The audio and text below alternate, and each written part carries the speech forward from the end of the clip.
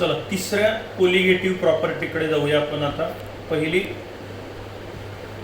Lowering of vapour pressure, दुसरी boiling point elevation आणि आता तिसरी आहे फ्रीजिंग पॉईंट डिप्रेशन किंवा depression of freezing point.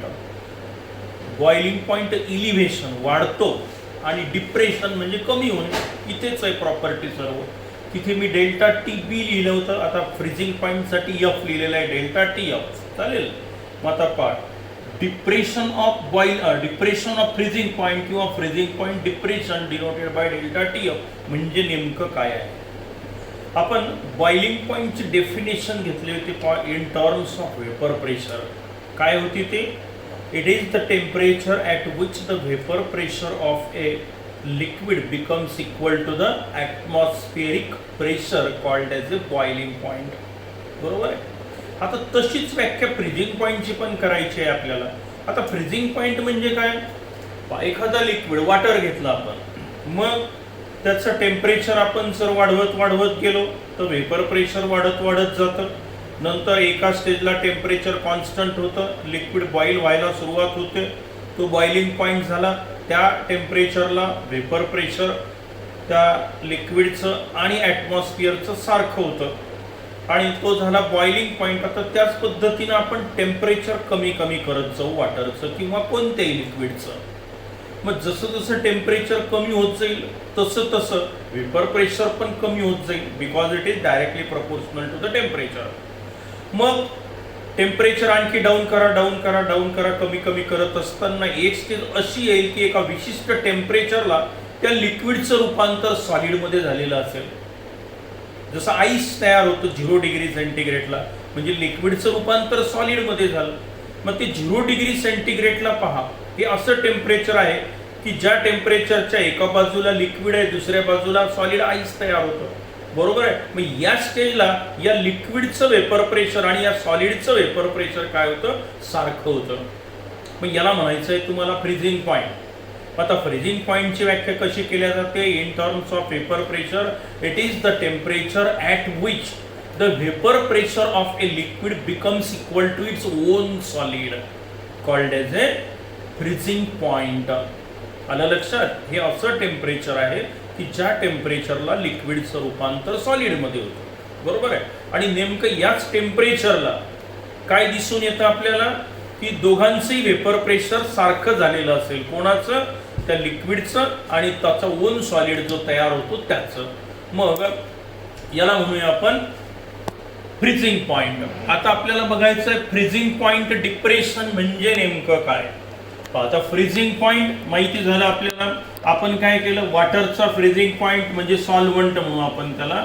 सॉल्व्हंटचा freezing point shortcut लिहितो, फ्रीजिंग पॉईंट म्हणजे FP लिहितो मी.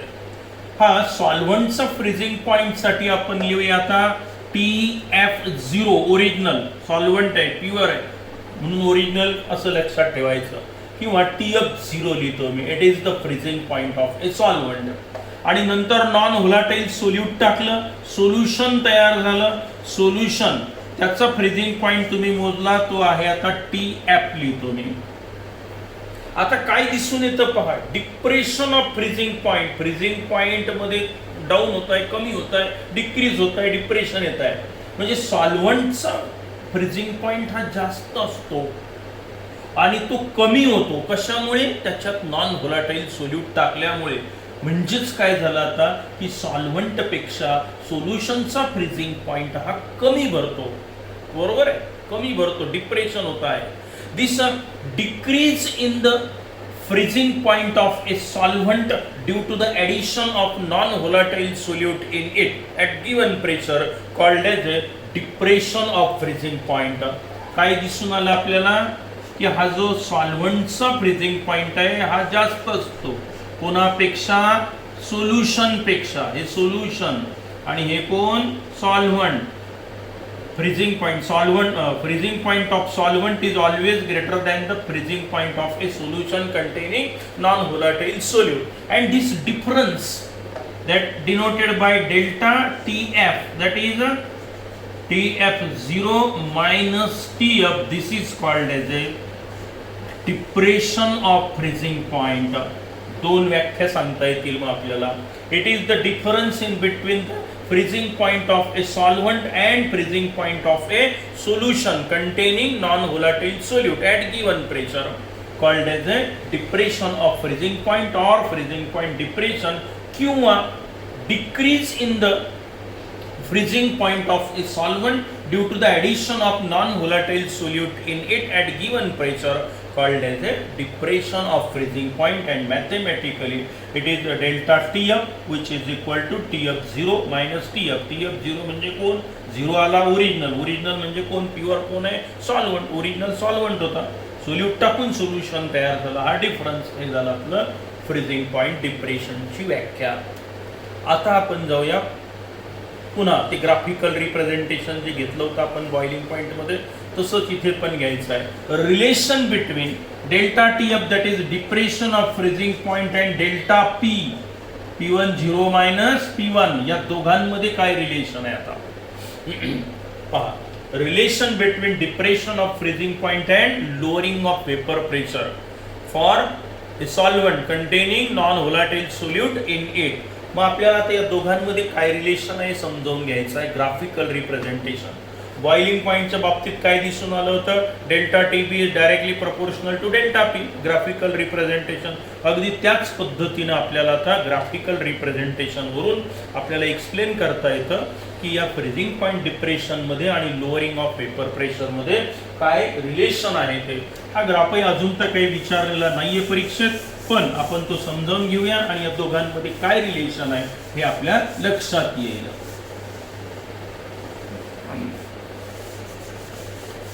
दुसरी आणि तिसरी कोलिगेटिव्ह प्रॉपर्टी जवळपास सारखीच आहे. त्याच पद्धतीनं ते सगळे पॉईंट आपल्याला डिस्कस करायचे आहे. जसं डेफिनेशन सांगितली फ्रीजिंग पॉईंटची, त्यानंतर डिप्रेशन ऑफ फ्रीजिंग पॉईंट घेतलं. आता ग्राफिकल रिप्रेझेंटेशनकडे जाऊया आपण.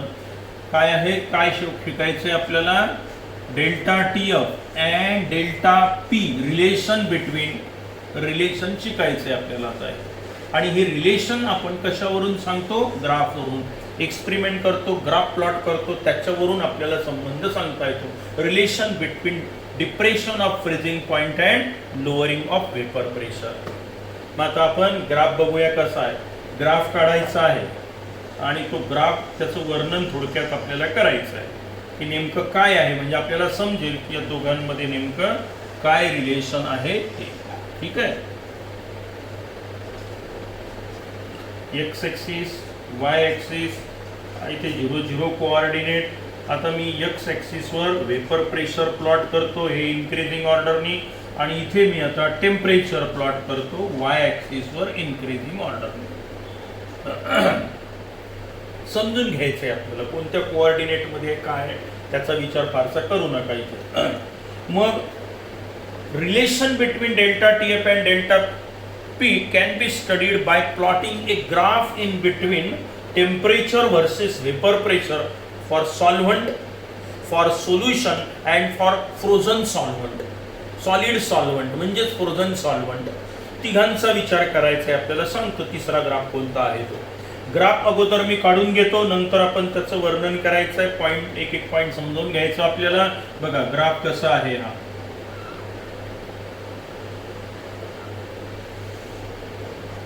Point A, point B, point C, point हा डी दाखवतोय मी इथे, आणि हा ई. ठीक आहे. आता आपण वन बाय वन बघूया. हा आहे फॉर सॉल्व्हंट, प्युअर सॉल्व्हंट. हा आहे ग्राफ फॉर सोल्युशन. आपण स्वतः एक्सपेरिमेंट केले. टेम्परेचर व्हर्सेस वेपर प्रेशर सॉल्व्हंटचं मोजलं, सोल्युशनचं मोजलं.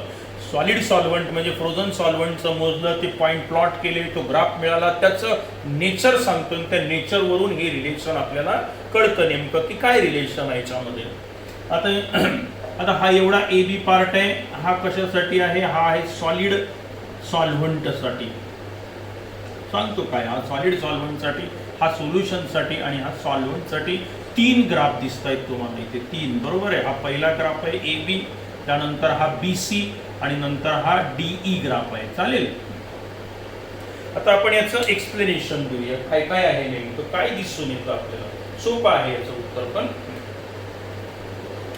First graph A B it is for solid solvent, आणि हा सॉल्व्हंट म्हणजे फॉर एक्झाम्पल वॉटर असेल, मग काय होईल, हे वॉटरसाठी आहे, हा आईससाठी आहे, म्हणजे कोण, सॉलिड सॉल्व्हंटसाठी. कारण थंड केला आपण या सॉल्व्हंटला तर वॉटरला, तर त्याचा आईस तयार होईल सॉलिड, आणि त्याच्यासाठी हा ग्राफ आहे. त्याच्यात नॉन व्होलाटाईल सोल्यूट टाकलं, हा सोल्युशनसाठी आहे, सॉलिड सॉल्व्हंट. तो जो सॉल्व्हंट असेल तो सॉलिड स्टेटमध्ये आल्यानंतर त्याच्यासाठीचा ग्राफ, त्याला फ्रोझन सॉल्व्हंट म्हणा, सॉलिड सॉल्व्हंट म्हणा. मग ए बी ग्राफ बघा, तर मी याचं नेचर कसं सांगतो फक्त समजावून घ्यायचं आहे आपल्याला. बघा टेम्परेचर एक्स ॲक्सिसवर वाढतं आहे. Graph A B it is for solid solvent, means for frozen solvent. Now here, as the temperature goes on increases, the vapor pressure of solid solvent also goes on increases. Any doubt? बघा, जसं जसं हा solid solvent ice असेल, pure solvent जर तुम्ही आता water घेतलं तर मग आईससाठी देखील बघा काय होईल, जसं जसं टेम्परेचर वाढत चाललं, वेपर प्रेशर वाढत चाललं, टेम्परेचर वाढलं, एका स्टेजला तो येईल, वितळायला सुरुवात होईल, तिथून पुढे वॉटर सुरू झालं, नाही का, तसंच आहे. मग ए बी मी एवढंच उत्तर सांगतो. आता एकच पॉईंट सांगितला, graph A B it is for solid solvent here from point A to B as temperature goes on increases, vapour pressure also goes on increases. ठीक आहे. आता graph B C it is for pure solvent. आता B C ग्राफचं nature मी इकडून इकडे explain करतो म्हणजे आपल्याला समजेल. Now from point C to B as temperature decreases, हे टेम्परेचर इकडे इकडे आलं म्हणजे कमी झालं, म्हणजे आपलं पहा वेपर प्रेशर कमी कमी होऊन राहिलं, बरोबर आहे. As a temperature decreases the vapour pressure of a solvent also goes on decreases, and at point B the vapour pressure of solvent it becomes equal to the vapour pressure of solid solvent. It means that this is a freezing point. Definition प्रमाणे हा झाला आपला freezing point. कोणाचा, सॉल्व्हंटचा.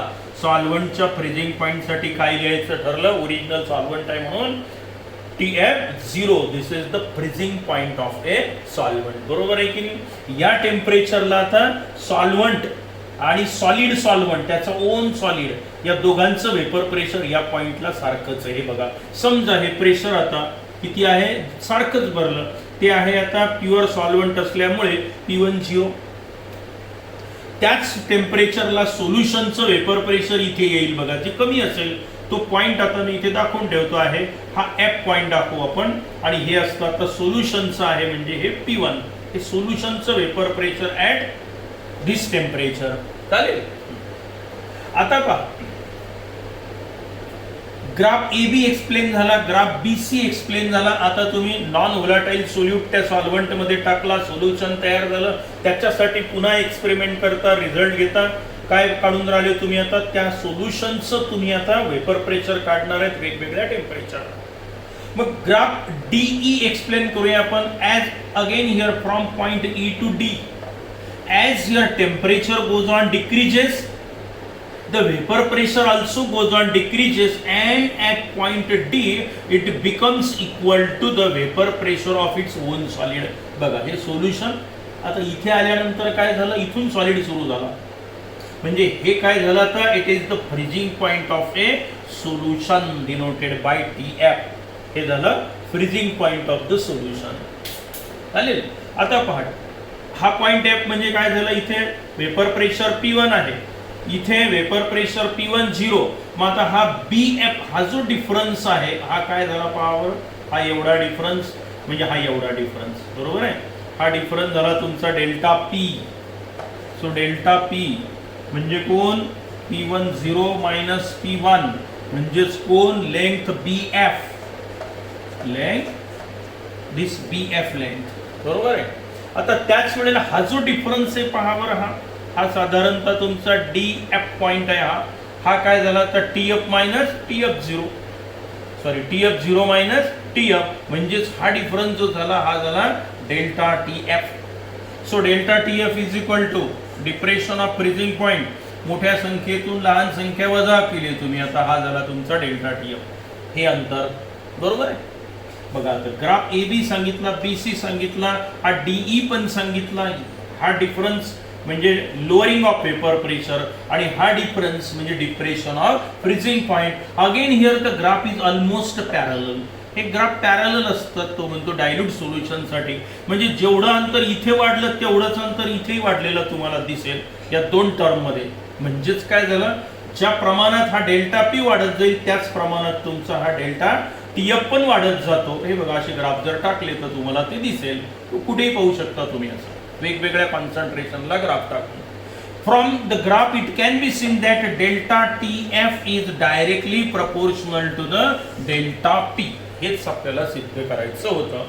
वेगवेगळ्या concentration घ्यायचे, त्याचे ते delta TF काढायचा किंवा व्हॅल्यूज प्लॉट करायच्या, त्याच्यावरून हे सगळं सिद्ध होतं की lowering of vapour pressure delta P is directly proportional to the depression of freezing point, किंवा असंही म्हणू शकता delta TF depression of freezing point is directly proportional to the lowering of vapour pressure.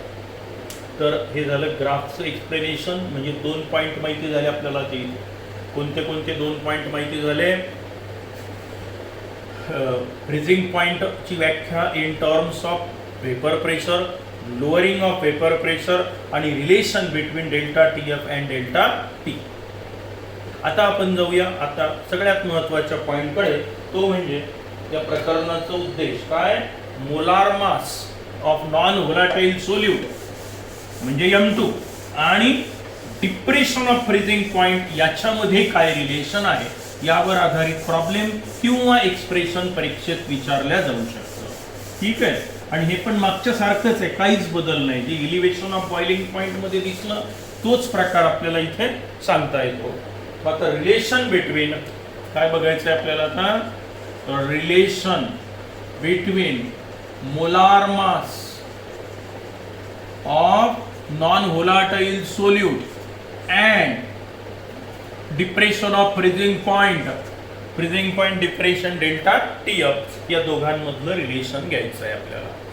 मग सुरुवात आपण कशी करूया पहा.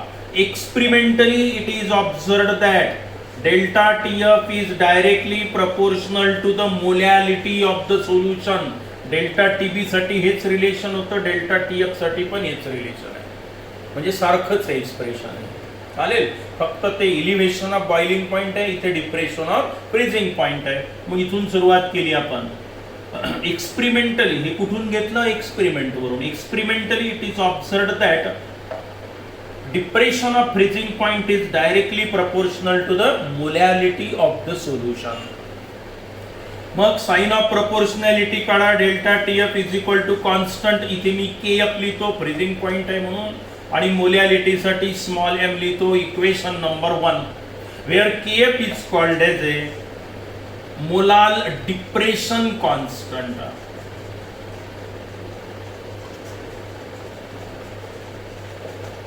तिथे काय म्हटलं होतं, मोलाल इलिव्हेशन कॉन्स्टंट. आता तो KB होता, हा KF for freezing point. Molal हे डिप्रेशन आहे म्हणून मोलाल डिप्रेशन कॉन्स्टंट. तिथे आपण KB ला नाव दिलं होतं इबिलिओस्कोपिक कॉन्स्टंट. हे कमी टेम्परेचर वाली ब्रँच आहे थोडक्यात, म्हणून याला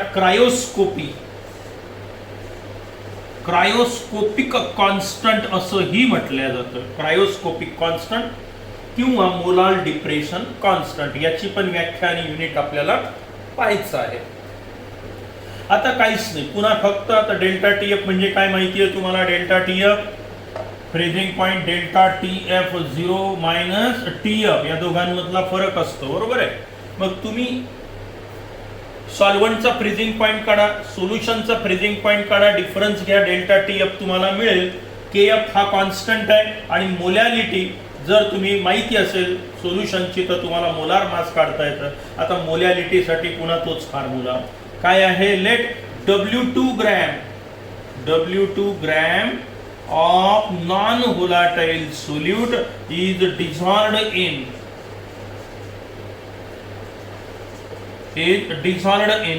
W1 ग्रॅम ऑफ सॉल्व्हंट म्हणजे वॉटर घ्यायचे. 2 ग्रॅम हे घ्या, 100 ग्रॅम हे घ्या, 5 ग्रॅम हे घ्या, 1 किलो हे घ्या, चालेल, काही पण. डायल्यूट सोल्युशन घ्यायचं असतं. W2 gram of solute is dissolved into the W1 gram of the solvent. Let M2 is equal to molar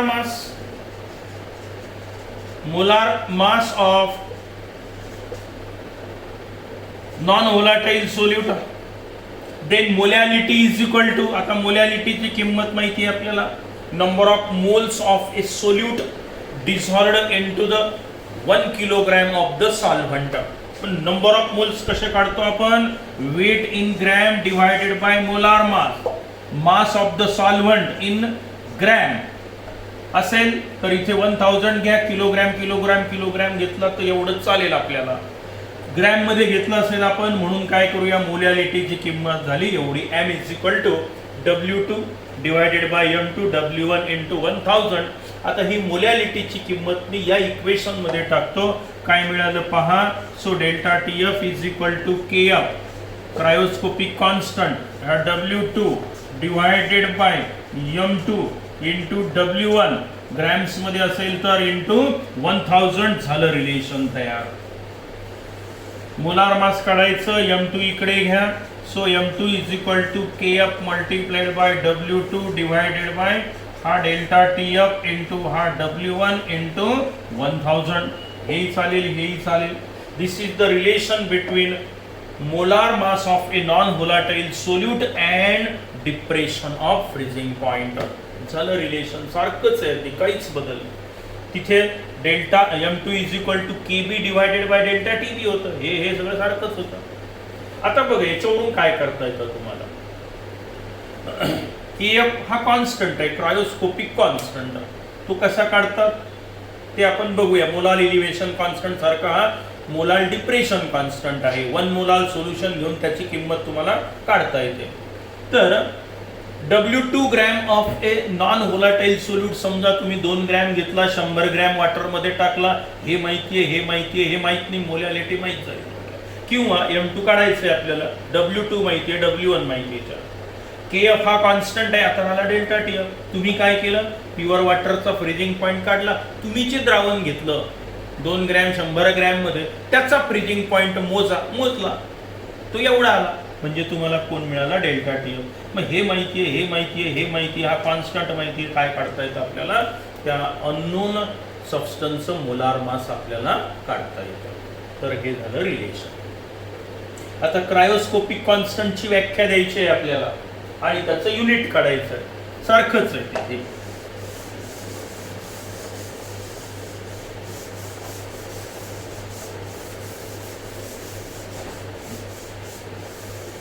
We know that experimentally delta TF is directly proportional to the molality. So delta TF is equal to KF into M. M म्हणजे molality, KF म्हणजे constant आहे, cryoscopic constant. Let M is equal to 1 molar solution घ्या बरं. 1 molar म्हणजेच काय, 1 मोल पर kilogram. टाका किंमत. So delta TF is equal to KF multiplied by 1 होईल ते molar. So delta TF is equal to KF करा व्याख्याच्यावरून, तीच व्याख्या सारखीच आहे.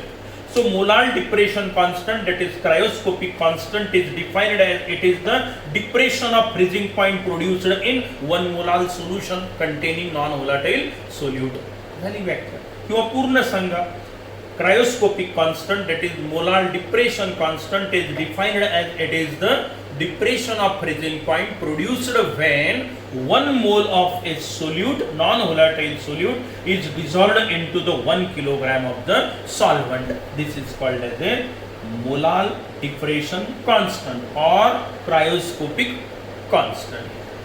And this branch experimental determination of a molar mass of a non-volatile solute by counting the depression of freezing point, that is freezing point of solvent and freezing point of solution. This branch is called as a cryoscopy. जसं ते इबिलिओस्कोपी, boiling point major करून आपण molar mass काढतो, ते झालं इबिलिओस्कोपी. आणि freezing point depression वरून जेव्हा आपण मोलार मास काढतो, या ब्रँचला काय म्हटलं आपण, क्रायोस्कोपी. आता याचं युनिट कसं काढता येईल पहा, तेच आहे, सेम युनिट येतं जवळ. मग आता याचं युनिट काढूया आपण, म्हणजे हा पॉइंट पण आपला संपला. काय होईल मग, सो KF युनिट काढायचं आहे. So delta TF divided by M. Delta TF freezing point आहे, टेम्परेचर इन केल्विन, हे मोल पर किलोग्रॅम. हे वर जर गेलं तर काय होईल, kg मोल इनवर. झालं युनिट तयार, KF चं युनिट. चालेल, kelvin kilogram per mole. This is the unit of KF. म्हणजे आपल्याला असं दिसून आलं आता की आपण लोअरिंग ऑफ व्हेपर प्रेशर पासून देखील मोलार मास काढू शकतो. त्यानंतर बॉइलिंग पॉइंट इलिव्हेशन वरूनही मोलार मास काढू शकतो आणि डिप्रेशन ऑफ फ्रीजिंग पॉइंट वरून पण मोलार मास काढू शकतो. आता चौथी प्रॉपर्टी आहे ऑस्मोटिक प्रेशर.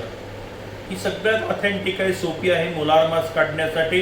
इंटरेस्टिंग प्रॉपर्टी आहे. त्याचा विचार आपण पुढच्या व्हिडिओमध्ये करूया. ठीक आहे, काही अडचणी असल्या तर विचारत चला. व्हिडिओला लाईक करत चला, म्हणजे मला कळतं कोणी पाहिला कोणी नाही पाहिला. तो लवकर लवकर नोट्स लिहून काढायच्या, अभ्यास करायचा. अडचण असेल तर लगेच विचारायचं. अजूनही ऑगस्टपर्यंत कॉलेज सुरू होईल की नाही सांगता येत नाही. अजून असे कुठल्याही प्रकारचे नॉर्म्स अजून आलेले नाही. त्यामुळे आपल्याला आता याच अभ्यासाची सवय लावायची आहे. ठीक आहे, आज पुरे करूया.